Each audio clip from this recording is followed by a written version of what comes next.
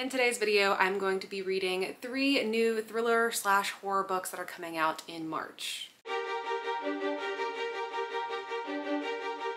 The books I'm going to be featuring in this video include Thirst, which is a historical horror vampire sapphic type of story about a vampire and a human woman in 2 different time periods whose lives end up intersecting. Diavola, which is a story about this family going on this Italian vacation and the place that they're staying may or may not be haunted. And Kill for Me, Kill for You, which is a strangers on a train retelling where 2 women meet and they both want someone dead, so they decide to commit murders for each other. I'm catching you at the end of the video. I just finished reading all the books and I think you're in for a good time. So I'm going to be sending you back in time to when I was first beginning Thirst. I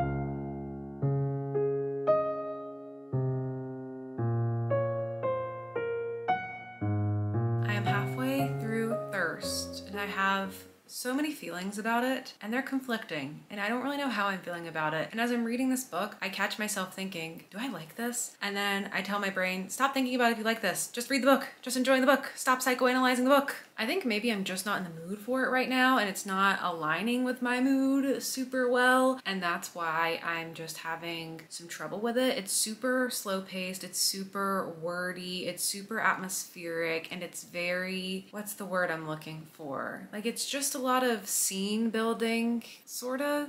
It's written like someone would write their diary if they were a pretentious poet who wanted their diary entries to be found one day and be looked at like literature. And I love that. I love that for the author. But there's just not a lot of dialogue. It's just a lot of inner thoughts about experiences this woman has had as a vampire. And I feel like that's kind of a classic thing for a vampire story, especially for a gothic story. Like it reads sort of like a letter or a reflection on things that have already happened. I think Dracula was written that way if I'm remembering correctly, or at least pieces of it were. And it feels so moody. It's so moody. I think right now I'm in the mood for something a little bit more sunshiny or campy.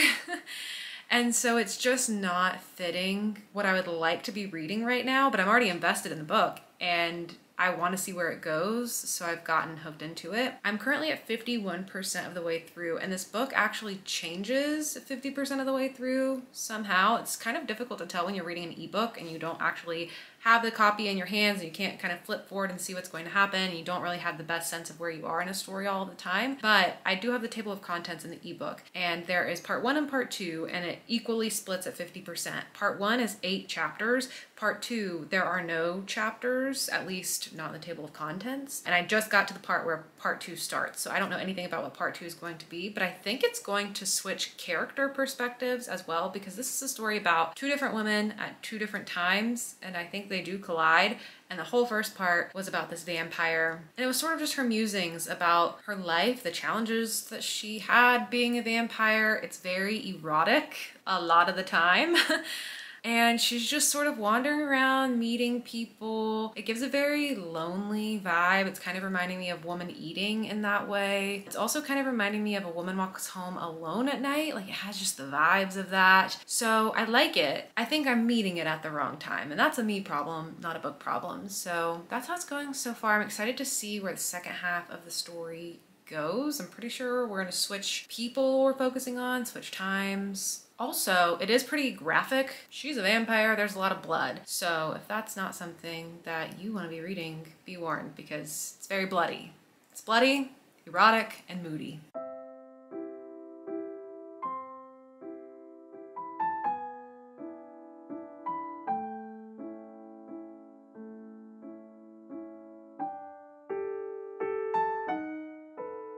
I have finished Thirst and I do have some complicated feelings about it.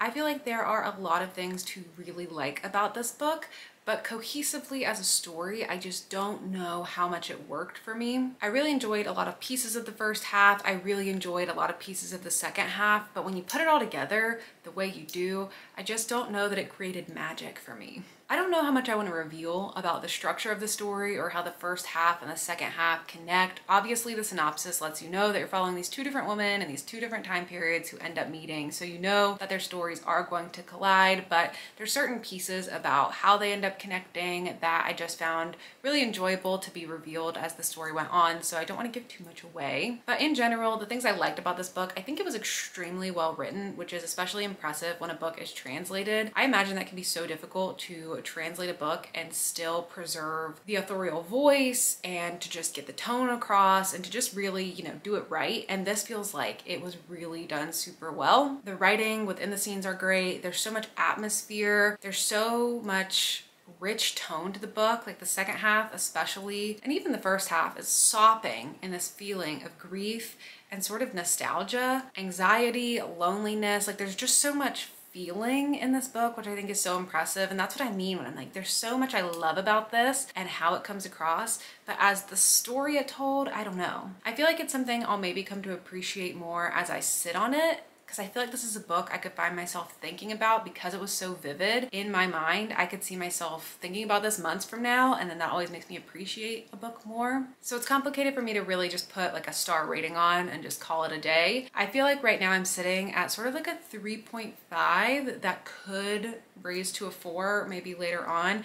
I definitely enjoyed the book. I do kind of wish it was structured differently because I did expect this to be primarily a lot of the book covering when these two characters are together, but that really is not a majority of the story. You follow them very separately. And even when I'm saying that, I'm like, no, but they are like lonely, and that's the whole thing about it. So like there's a version of me that can really enjoy this. There's a version of me that wishes it was done a little bit differently. I'm just gonna try to appreciate it for what it is. It really is so well written, and there's so much feeling that comes out of this. It feels so gothic. Like it feels like you are putting on a gothic ambience ASMR video and you are living within that. I feel like I was in that world with these characters. I feel like I was lonely with them. I was human with them, even though one of them's technically not human. She has a lot of human feelings. And when I was in a scene, I was in it with these characters. It's just like the flow of how the whole story goes together leaves me feeling a little bit unsatisfied. If anything, this book definitely made me want to rewatch A Girl Walks Home Alone at Night because it's been so many years since I've seen that movie, but it just reminded me of that film so much. There's even a scene in the book where the women are walking down this dark street at night just with the one street lamp, and I could just see A Girl Walks Home Alone at Night in my mind as I was reading that scene in the book. So I really want to revisit that film. I will say, if you tend to enjoy gothic, slow burn, atmospheric, yearning type of books, then I think you'll enjoy this. If you're not someone who wants something slow and poetic and beautiful and moody, then this probably won't be for you. Like if you're looking for some kind of actiony story or a really romantic story where these two women come together and it's a vampire and a human, and are they going to be in love or are they not? Like it's not that kind of story. So don't go in expecting that. This is more of like an artwork. Like it feels like an A24 movie. So that is it for Thirst. A good time, plenty to enjoy. Maybe not the most cohesive reading experience for me, but I think it's really going to work for some people out there. And now I'm on to my next book.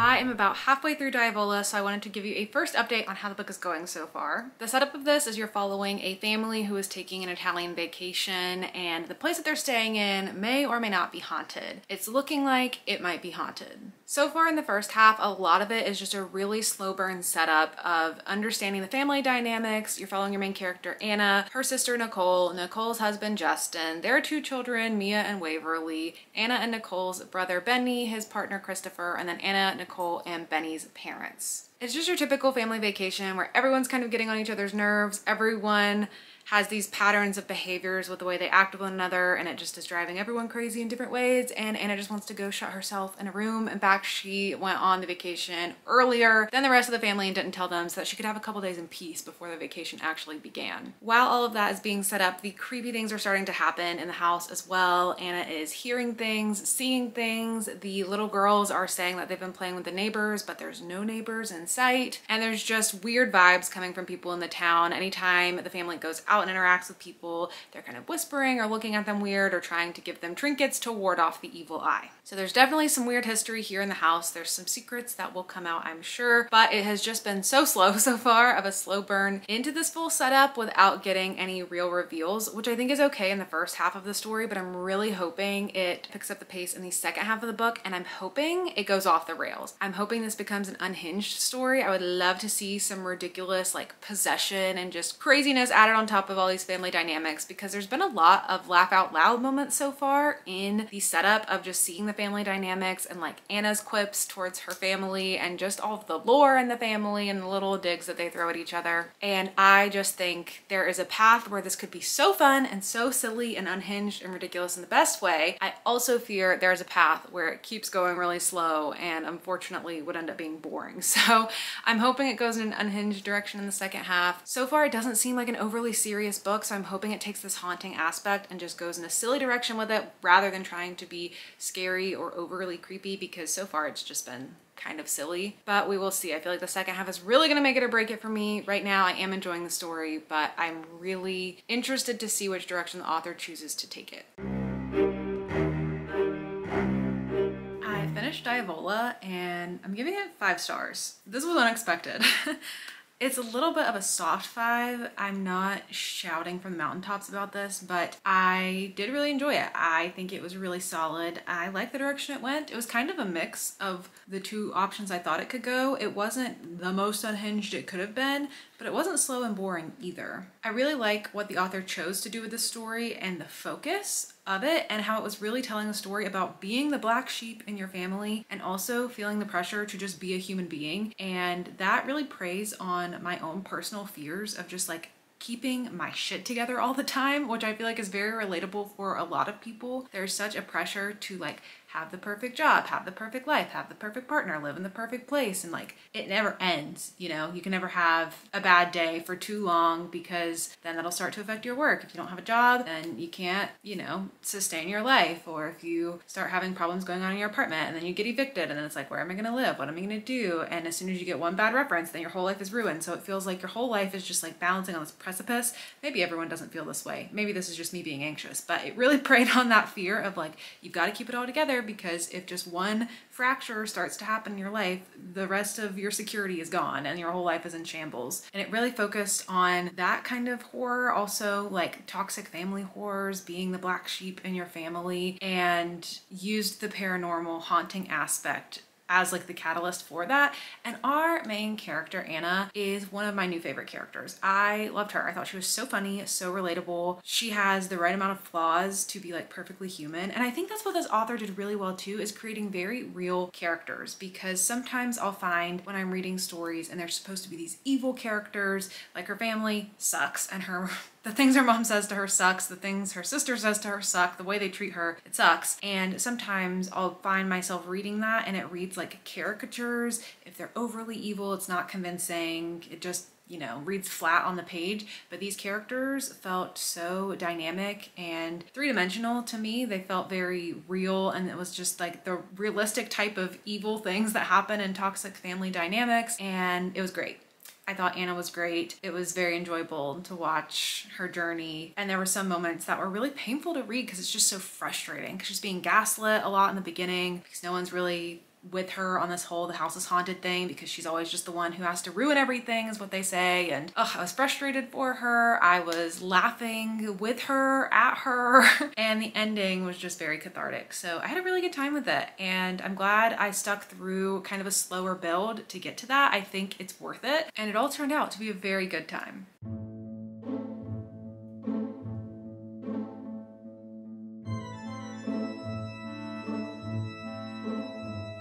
I am 30% of the way through Kill for Me, Kill for You, and things are looking bright, and I am excited. One, because this reading vlog has been going pretty good so far, and if it ends with another great read, that's amazing. And two, because I just posted my video of fast-paced thriller book recommendations to get you out of a reading slump yesterday, the day before, sometime in the last couple of days. And my angle of that video was that I have not read a good thriller book in 2024. I just simply have not.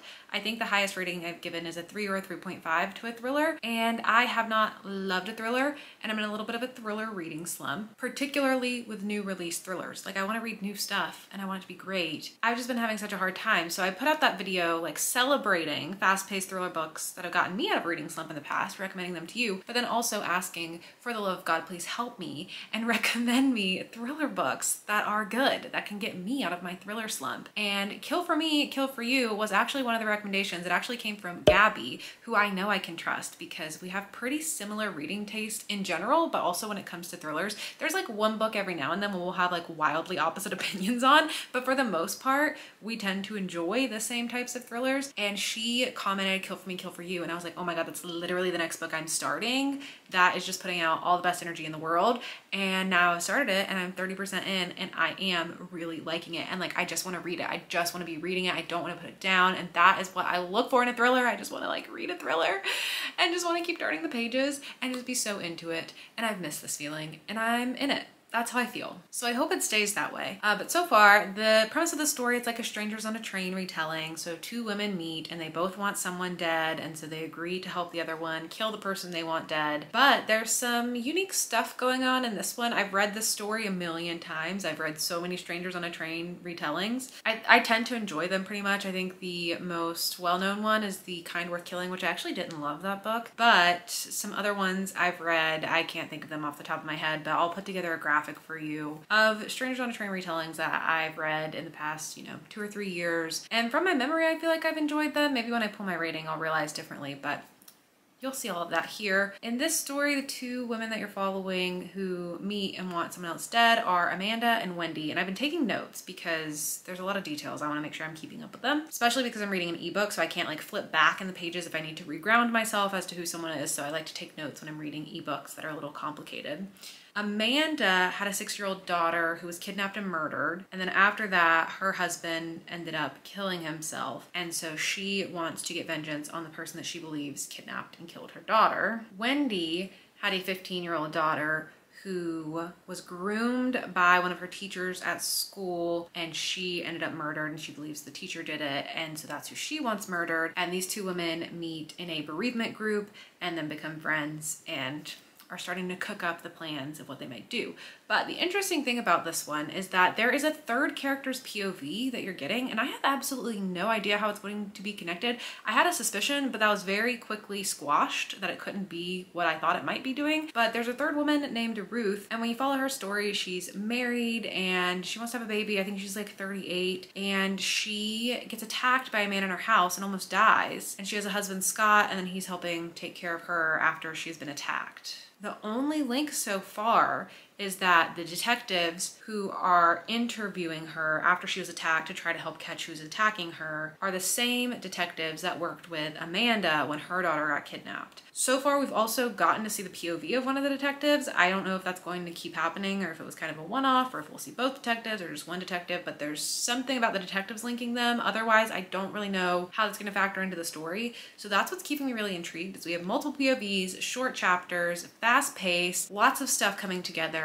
The writing's good, the vibes are good, everything's good. I'm having a good time and I'm so happy, and I just hope it can keep this energy. I would love nothing more than to at least have a 4-star thriller. If I can at least give this a 4-star, that would be a dream. If it's a 5-star, that will be life-changing. So I'm gonna keep reading. Hopefully I'll fly through it, and I will let you know how it goes. I finished Kill for Me, Kill for You. It was a pretty quick read, as I anticipated that it would be, and it did go well. I think I'm giving it a 4-star, which is great. This is the best thriller that I've read so far this year that has been a new release thriller. I think even if I look at backlist thrillers I've read so far, this is the best and highest rated that I've given, but I haven't read a ton of thrillers yet this year, but this one's definitely the best. It does have a lot of elements that I like. I like a Strangers on a Train retelling. I like conning. I like multiple POVs. I like when people maybe have different motives or maybe lying to each other, and maybe you get to like re-see the same situation kind of kind of play out differently once you have different pieces of information. So it had a lot of the ingredients that I like in thrillers, so it worked pretty well for me. It didn't give me that major shock factor that I need to have in order to give a thriller 5 stars. There were some things that I kind of saw coming, but right when you're supposed to see them coming, like the narrative was laid out in a way where right when you're supposed to be catching on to what's going on, I was catching on, and then I realized what was happening, and the twist isn't anything that I haven't seen done before. But then after that, there was also another element that did catch me by surprise and that I thought was a nice little punch to add in there as well. So it wasn't predictable, like it was all perfectly crafted to get where it needed to be. Just having read so many thrillers, it wasn't a mind-blowing reveal for me, but there was some stuff to still enjoy and some surprises that I still had towards the end. And overall, I'd say if you like a good fast-paced thriller, twisty, cat and mouse, strangers on a train, if those tropes are things that interest you, I would definitely recommend picking it up. I think it was a good time. So that brings me to the end of this reading vlog, and honestly, it went so well. This may be one of the most successful, if not the most successful, video I've ever had of reading new release thriller and horror books and really enjoying them. I think last time we were talking about Thirst, I was saying I was giving it a 3.5, but it could potentially boost up to a 4. I don't know that a 4 feels right for it. If I was super picky, I would give like a 3.75, but I'm not that picky, so I'm just gonna let that stay on the 3.5, which is still a good rating for me. Diavola was a 5 star. I really enjoyed that one. And then Kill for Me, Kill for You was a 4. So that was a very successful time. I definitely recommend picking up all of these books if they sounded interesting to you. Let me know down in the comments if you do decide to pick any of them up, but that is it for me. Thank you so much for watching, and I'll see you all in my next video. Bye.